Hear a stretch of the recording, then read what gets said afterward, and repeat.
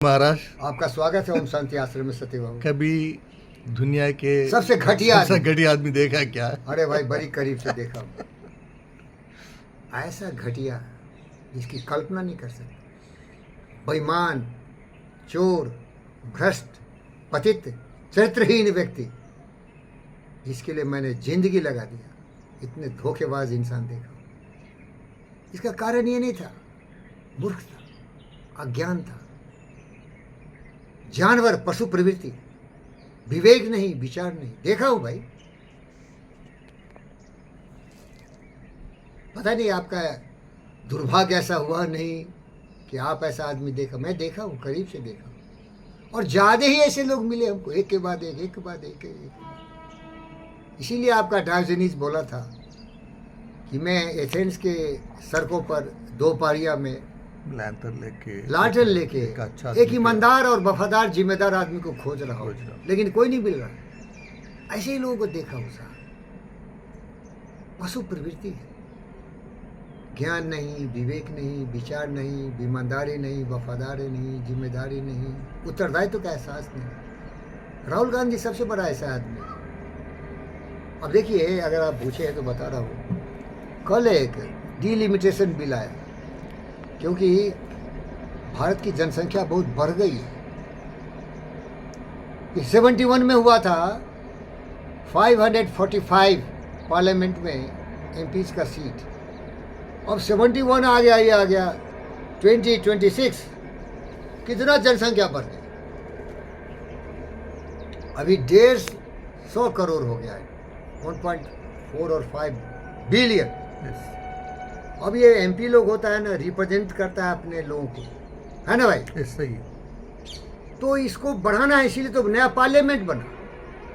वो पार्लियामेंट छोटा था, जनसंख्या बढ़ गई, तो उसी से एमपी का पोस्ट भी बढ़ना चाहिए ना, बढ़ना चाहिए।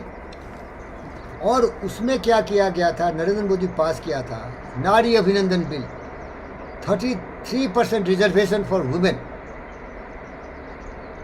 अब क्या करता है ये, पहले डिलिमिटेशन करता है कि जितने कम हमारे एमपीज हैं देश में,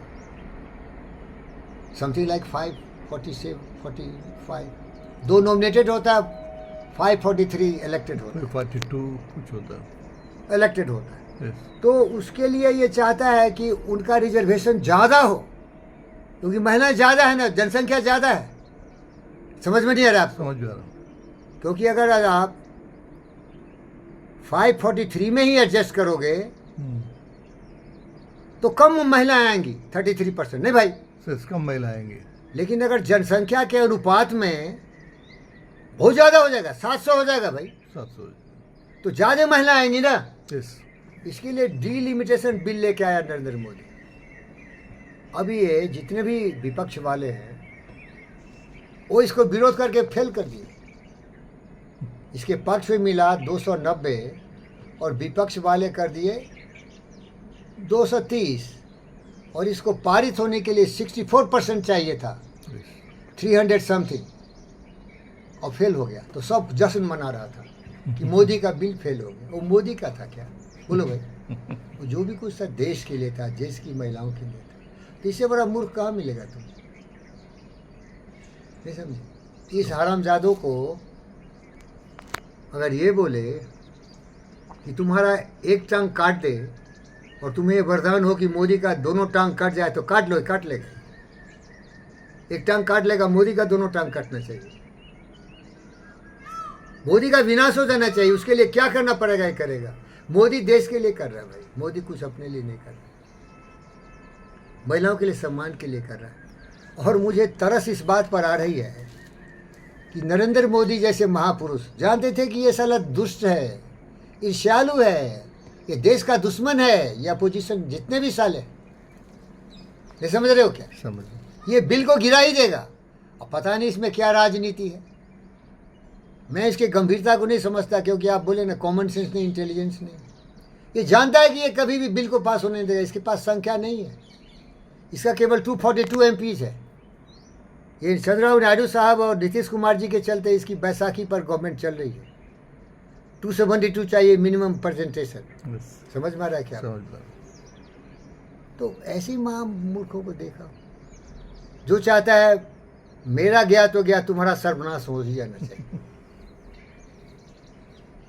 मैं रहूं तुम्हारा सर्वनाश देखने के लिए मैं जिंदा हूं। ऐसे लोग देखा हूं भाई, बहुत करीब से देखा हूं। आप भी देख लो, देश में यही हो रहा है। ममता को देखो, वो बांग्लादेशियों से वोट दिला के चीफ मिनिस्टर बनी हुई है कई डिकेड से। ये चोर को देखो, हर देश में जाके देश का हीनता करता है और उसके पीछे लॉजिक दे रहा है। एक औरत बोल रही थी कल, अरे हम तो तैयार हैं, आप 543 के आधार पर ही 33 करो ना, ये बढ़ाने की बात क्यों कर रहे हो? अब देखो स्वार्थी, इतना कॉमन सेंस नहीं है। जनसंख्या बढ़ गई है तो महिला ज़्यादा आना चाहिए ना, उतना ही कम क्या, और 71 का वो कैलकुलेशन है। मैं थोड़ा कम जानता हूँ, 71 के आधार पर उतना MP बना था। तो thank you sir. Thank you.